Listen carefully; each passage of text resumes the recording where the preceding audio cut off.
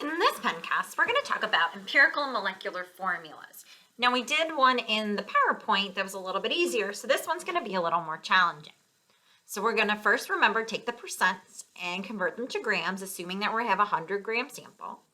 Then, using our periodic table, we'll convert all those atoms to moles using their molar mass.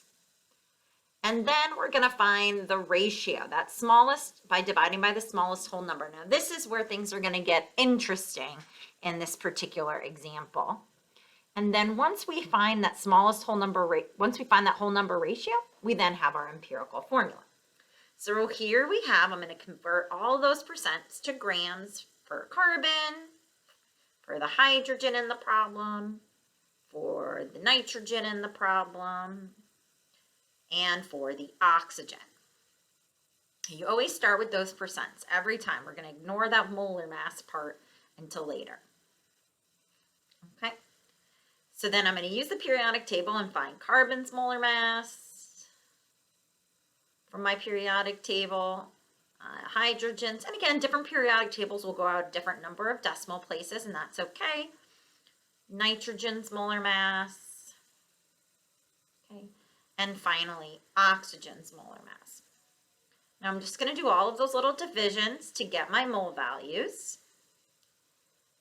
Okay, so 6.283 for carbon, 6.564 for hydrogen, 0.5986 moles for nitrogen, okay, and 0.5981 moles for oxygen.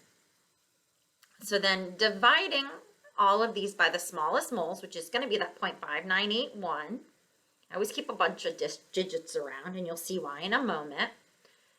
I get that these guys come out almost exactly to 1. I always say if you have above 0.8, you want to round up. Below 0.3, you're going to want to round down. But unfortunately for carbon, I get 0.5.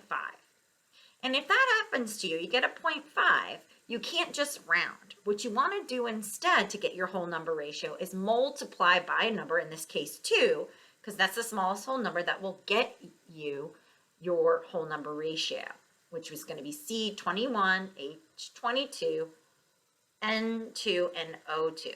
So that is going to be our empirical formula. I know it seems large, but that is the simplest whole number ratio this particular molecule can have. Now, to go to the molecular formula, remember what you're going to need to do is calculate your mass of your empirical formula, which I like to call the empirical mass. Again, using those values, those molar masses, I'm going to add them all up, and I get around 334.22 grams.